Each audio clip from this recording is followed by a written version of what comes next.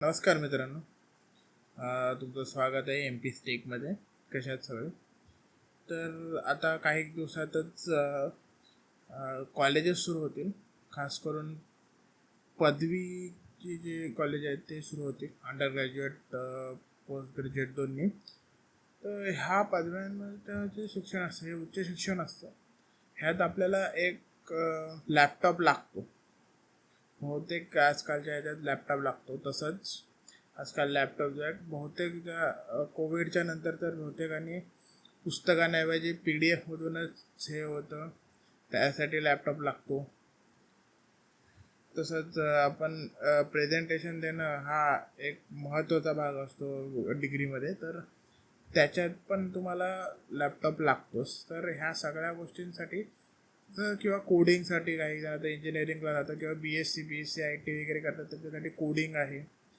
किंवा इंजिनिअरिंगसाठीच किंवा आर्किटेक्चरवाल्या पोरांसाठी ऑटोकॅड वगैरे सारखा सॉफ्टवेअर चालवायचे असतात. इलेक्ट्रिकलवाल्यांसाठी सुद्धा सॉफ्टवेअर असतात जे लॅपटॉपवरच लागतात. तर ते आपण त्याच्यासाठी आपण एक बेसिक लॅपटॉप गाईड आपण आज बघणार आहोत.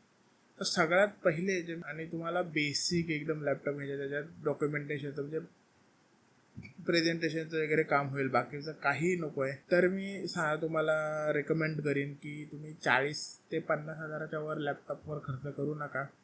ह्या याच्यात तुम्हाला उत्तम लॅपटॉप मिळेल. तर आपण ते ठरवूया. जर ह्याच्यापेक्षा तुम्हाला कमी खर्च करायचा असेल की तुमच्याकडे नाही आहे परिस्थिती तेवढी, तर मी तुम्हाला सांगेन की 25 ते 30 हजारापर्यंत सेकंड हँड लॅपटॉप तुम्हाला, जो मी 40 ते 50 हजाराचा लॅपटॉप सांगणार आहे, जवळजवळ तेवढ्याच ताकदीचा सेकंड हँड लॅपटॉप तुम्हाला 25 ते 30 हजारात मिळेल. नवीन लॅपटॉपचं हे असतं की स्वतःचा हे असतो, पहिलाच हे असतो. सेकंड हँडमध्ये कधी कधी कसं काही प्रॉब्लेम येऊ शकतात, काही येऊ शकतात, तर ते तुम्ही बघून घ्या. परंतु जर नसेल खर्च होऊ शकत तर मग 25-30 हजारापर्यंत सेकंड हँड लॅपटॉप ठीक आहे. परंतु मी सांगतो त्या गोष्टी लक्षात ठेवा. पण 40 ते 50 हजारपर्यंत आपण बघूया. अंडर ग्रॅज्युएटच्या स्टुडंटनी एवढा खर्च करायला हरकत नाही. जर तुम्हाला 3-4-5 वर्षापर्यंत जर तुम्हाला नीट लॅपटॉप चालवायचा आहे तर तेवढा खर्च करायला हरकत नाही. तर सगळ्यात पहिले जे आपलं हे असेल की सर्व्हिस सेंटर तुम्हाला शोधायचं. कारण की मोबाईलमध्ये कसं असतं की प्रत्येकाचं सॉफ्टवेअर, ज्याला आपण नॉर्मली सॉफ्टवेअर बोलतो, स्किन असते जी हे असतं वरचं. जसं सॅमसंगचे वेगळे हे दिसतं, फंक्शन्स वेगळे असतात, स्किन कलर वेगळे असते.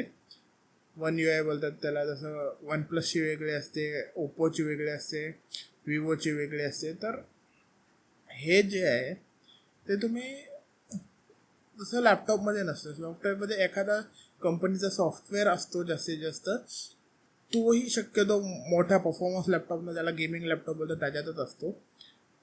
ह्या बजेटच्या लॅपटॉपमध्ये ते काही नसतं शक्यतो. तर गरज नाही आहे. तर सर्व्हिसच्या ह्याच्यावर तुम्हाला बघायचं आहे.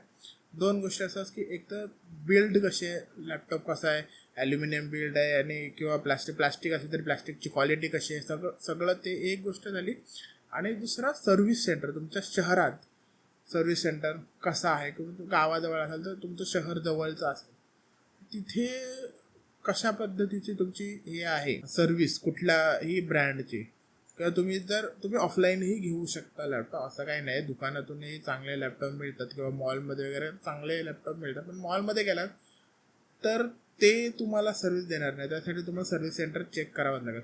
तुम्ही जर एखाद्या दुकानातून वगैरे तुमच्या इथल्या मिळत असेल, तो तुम्हाला सर्व्हिसही देतो, बहुतांश वेळी देतात ते. तर ती तुम्ही विचारून घ्या त्यांना कसं आहे, तिथून घेतलं तरी चालणार आहे. सर्व्हिस सेंटर असणं महत्त्वाचं आहे. पहिले 2 वर्ष तरी कमीत कमी 2 वर्ष, मी तर म्हणेन कधीच नाही, पण पहिले 2 वर्ष तरी बाहेर कुठेही लॅपटॉप द्यायचा. मुळात काहीच द्यायचं नाही, पण मोबाईल वगैरे आपल्याला तेवढा वेळ नसतो. परंतु लॅपटॉप तर नाहीच नाही. लॅपटॉप हा ऑथराईज सर्व्हिस सेंटरमध्येच द्यायचा, तिथेच तो रिपेअर करायचा आणि तिथेच त्याचं काय असेल प्रॉब्लेम ते सॉल्व करायचे. आजकाल तर मोठ्या शहरांमध्ये, अगदी टायर 2 टायर 3 सिटीमध्ये पण आलेच आजकाल, की ते डोर स्टेप सर्व्हिस देतात. म्हणजे त्यांचा एक माणूस येतो थोडक्यात आणि तो तुम्हाला इथेच दुरुस्त करतो त्याच्यानी शक्य असेल तर, किंवा तो लॅपटॉप तुमचा स्वतः घेऊन जातो आणि परत घेऊन येतात. कुरिअर सेवा असते किंवा कुरिअर सेवा असते काही ह्याच्यात, की कुरिअरवाला येतो, लॅपटॉप तुमचा घेऊन जातो, दुरुस्त झालं की पुन्हा घेऊन येतो. हे तुम्ही बघू शकता. ते तुम्ही थोडंसं लक्ष द्या त्याच्यात. आणि सर्व्हिस, कारण की सर्व्हिस महत्त्वाची आहे. लॅपटॉपचा काय स्पीकर खराब झाला, काय काय झालं तर लॅपटॉप अशाच ठिकाणी द्या, सर्व्हिस ऑथराईज सर्व्हिस सेंटरमध्ये. मोठ्या शहरांजवळ असा तर शक्यतो सर्व्हिस सेंटर सगळ्याच्या असतात. आता HP सर्व्हिस सेंटर जवळजवळ सगळीकडे तुम्हाला मिळतात, डेलचे मिळतात. परंतु जर बाकीचे कुठले घ्यायला गेलात आसूस वगैरे, तर त्याच्यात थोडंसं तुम्हाला शोधावं लागेल, पण मिळतात, शक्यतो असतात सगळ्यांचे. ते तुम्ही लक्षात द्या. हा सगळ्यात मोठा क्रायटेरिया झाला तुम्ही लॅपटॉप ठरवताना. काय की मी इथे स्पेसिफिकेशन सांगणार आहे, ब्रँड सांगणार नाही. जास्तीत जास्त मी थोडेसे तुम्हाला लॅपटॉप रेकमेंड करेन, किंवा माझ्या डिस्क्रिप्शनमध्ये पण मी 2-3 लॅपटॉप देईन प्रत्येक बजेटमध्ये. मला आवडतील ते, मला जे चांगले वाटतील ते तुम्ही लक्ष द्या. तुम्ही ठरवायचं आहे ह्याच्यात मी बजेटमध्ये कुठली स्पेसिफिकेशन तुम्ही घ्यायचे ते तुम्हाला सांगणार आहे. ह्या 40 ते 50 हजारात तुम्हाला स्पेसिफिकेशन काय घ्यायचे. तर काही गोष्टी आहेत त्या तुम्हाला घ्यायच्याच आहेत, पाहिजेत. सगळ्यात महत्त्वाची SSD असणं कंपल्सरी आहे, महत्त्वाचं नाही आहे, आवश्यक नाही आहे. ती गोष्ट ती कंपल्सरी आहे. ती गोष्ट ती आहेच, पाहिजेच. नसेल तर लॅपटॉप घेऊ नका. SSD छोटी असेल, दुसरी HDD 2 कॉम्बिनेशन असेल, की एक SSD आहे छोटीशी, त्यासोबत एक HDD दिलेली आहे स्टोरेजसाठी, ठीक आहे. परंतु SSD शिवाय लॅपटॉप घ्यायचा नाही आता 2025मध्ये. ह्याच्या पुढच्या कुठल्याही ह्याच्यात SSD शिवाय लॅपटॉप घ्यायचा नाही. SSD सगळ्यात महत्त्वाची गोष्ट आहे. दुसरी गोष्ट Type-C, शक्यतो PD सोबत डिस्प्ले पोर्ट असेल तर अजून उत्तम आहे, पण PD असावा कमीत कमी. थंडरबोल्ट मिळाला उत्तम आहे, पण कमीत कमी Type-C विथ PD असावा. Type-A 3.0 एकतरी पोर्ट असावा. 2 असतील उत्तम आहे, 2-3 असतील, जेवढे असतील तेवढे चांगले. एक तरी 3.0चा पोर्ट असावा. 3.0 फास्ट ट्रान्सफर स्पीड असतो. तुमची SSD छोटी असेल, तुम्ही एक्सटर्नल एखादा पेनड्राईव्ह लावू शकता, किंवा तुम्ही एक्सटर्नल SSD नंतर खरेदी करून लावू शकता, म्हणजे पोर्टेबल SSD म्हणतात त्याला, ती तुम्ही घेऊ शकता. तर त्याच्यासाठी तुम्हाला USB-A 3.0 आणि USB-C 3.0च्या वरचे देतात, 4 वगैरे देतात, ते त्याच्यात प्रश्न नाही. पण USB-A हवा आहे, फास्ट स्पीड ट्रान्सफरवाला असायला हवा आहे, महत्त्वाचं आहे ते. आणि जर तुमचा मोबाईल पण जर असेल एखादा 3.0 वाला, तर तुम्ही डिस्प्ले आउटपुट वगैरे पण त्याने घेऊ शकता. त्यामुळे प्रयत्न करा की 3.0 Type-A आणि USB-C PD आणि डिस्प्ले असेल तर उत्तम. ह्या बजेटमध्ये डिस्प्ले मिळणं कठीण आहे, पण PD मिळतं, ते घ्या. ह्या गोष्टी झाल्या कंपल्सरी. आता स्टुडंट असाल तर, स्टुडंटच म्हणूनच मी व्हिडिओ बनवतोय, तर त्याच्यासाठी मायक्रोसॉफ्ट ऑफिस शक्यतो ह्या 1000-2000 रुपये जास्त महाग जाईल थोडंसं. परंतु मायक्रोसॉफ्ट ऑफिस आहे, की मी तुम्हाला सांगितलं, आधी पण सांगितलं, की प्रेझेंटेशन हे डिग्रीच्या शिक्षणात खूप महत्त्वाचं असतं. तसंच आजकाल सगळीजणच PDF वापरत आहेत, वर्ड डॉक्युमेंट्स असतात, त्याच्यात तुम्हाला रिपोर्ट तयार करायचे असतात, ते वर्ड डॉक्युमेंट्स करायचे असतात. मिळाला तर उत्तम. मेन गोष्ट की रॅम ही DDR5 असली पाहिजे. DDR4 40 हजारापर्यंत जर तुम्ही अगदीच, किंवा 37-38 हजारापर्यंत जर लॅपटॉप एखादा शोधलात, तर त्यात DDR4 असण्याची शक्यता आहे. ते चेक करून घ्या किती स्पीडची देत आहेत ते, पण 3000च्या वरची असावी. जर त्या बजेटमध्ये तर 50 हजारापर्यंत येता DDR5 शिवाय पर्याय नाही. DDR5 घ्या, बेस्ट रॅम आहे. 4000 मेगाहर्ट्सवाली असेल तरीही उत्तम स्पीड देते. आणि 8 GB खाली रॅम घ्यायची नाही. 16 GB मिळाली उत्तम, 8 GB खाली रॅम घ्यायची नाही. 8 GB रॅम कंपल्सरी आहे. आजच्या ह्याच्यात तुम्ही साधे सॉफ्टवेअर ओपन करतात, ते सुद्धा अगदी सिस्टम बॅकग्राऊंडमध्ये 3 GB रॅम आरामात खातं. शेवट तुमचीच हे होणार आहे, मग लॅग मारणारे लॅपटॉप, आणि मग तुम्ही बोलणार 50 हजार भरले लॅपटॉप लॅग मारतो. तर तसं करायचं नाही. 8 GB रॅम कमीत कमी, 16 GB रॅम रिकमेंडेड. 12 GB पण आजकाल येते, 12 GB रॅम येते. DDR5 असेल, रॅम जे ती सिंगल चॅनलमध्ये एक स्टिक असेल, उत्तम चालणार आहे, कारण की ती करते काम, असं काही हे नाही. DDR4 असेल, dual channel recommended. Dual channel म्हणजे 2 स्टिक लावलेल्या असतात रॅमच्या. 16 GB असेल तर 8-8 GBच्या 2 असतात. प्रयत्न करा. LPDDR रॅम नाही आली तर उत्तम आहे. LPDDR रॅम म्हणजे सोल्डर लो पॉवर्ड असते.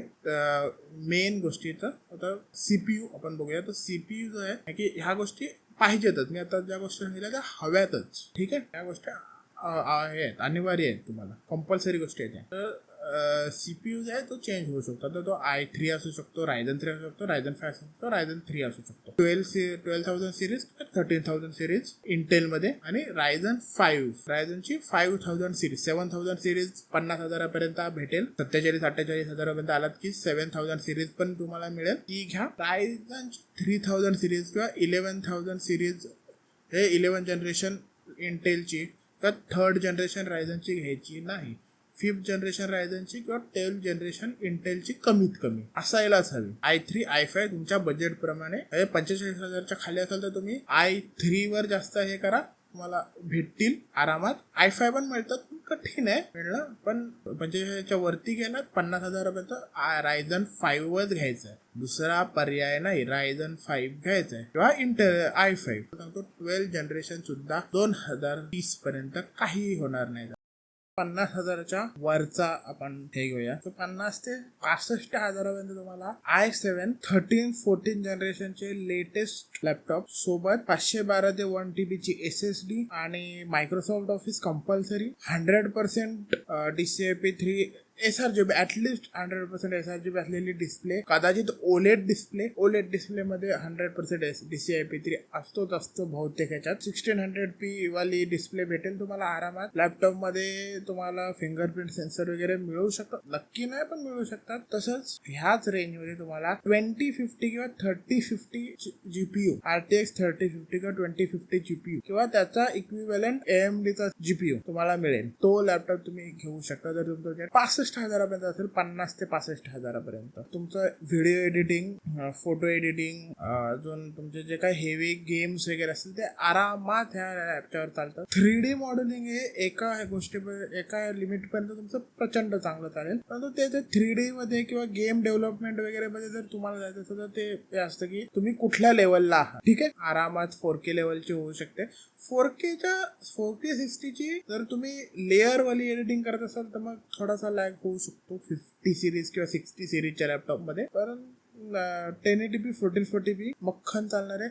4K सिंगल लेअर आरामात चालणार आहे. व्लॉग वगैरे एडिट करणार असाल एकदम चांगलं, किंवा टेक व्हिडिओ मी करतो तसे व्हिडिओ आरामात एडिट होतात, काहीच प्रॉब्लेम नाही आहे. त्याच्यावर मी तुम्हाला सांगेन 80,000च्या वर तुम्ही खर्च करू नका. हा, तुम्ही कमवत असाल गोष्ट वेगळी आहे, कारण की आजकाल मुलं फ्रीलान्सिंग वगैरे करतात, व्हिडिओ एडिटिंग वगैरे करून पैसे कमवतात. तर ते तुम्ही करत असाल तर हरकत नाही, तुम्ही कमवू शकता. तुमच्या आईवडिलांकडे खूप पैसा आहे, तुम्ही करू शकता, मी त्याच्यात बोलणार नाही. पण माझं असं प्रामाणिक मत की 80,000च्या वर लॅपटॉप घेऊ नका विद्यार्थी म्हणून. नंतर घ्यायचं आहे, नंतर तुमच्या प्रोफेशन प्रमाणे तुम्हाला लॅपटॉप 4-4 लाखाचे 5-5 लाखाचे पण लॅपटॉप घ्यावे लागते, ते तुम्ही घ्या. पण आता स्टुडंट लाईफमध्ये 80,000 मॅक्सिमम तुम्हाला 3D व्हिडिओ एडिटिंग सगळं अगदी 40-60 पर्यंतचे लॅपटॉप मिळतील. 40-50 तर आरामात मिळतील. 6 GBचा graphics card more than enough आहे.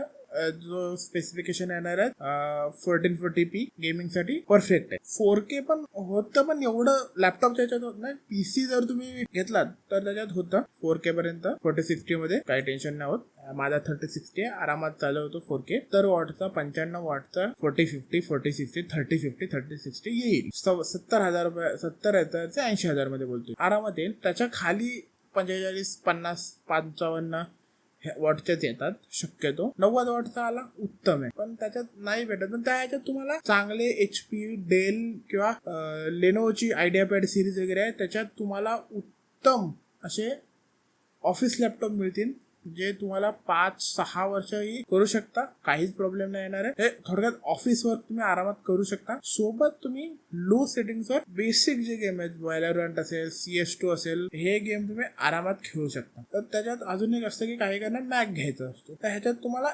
M2 येईल.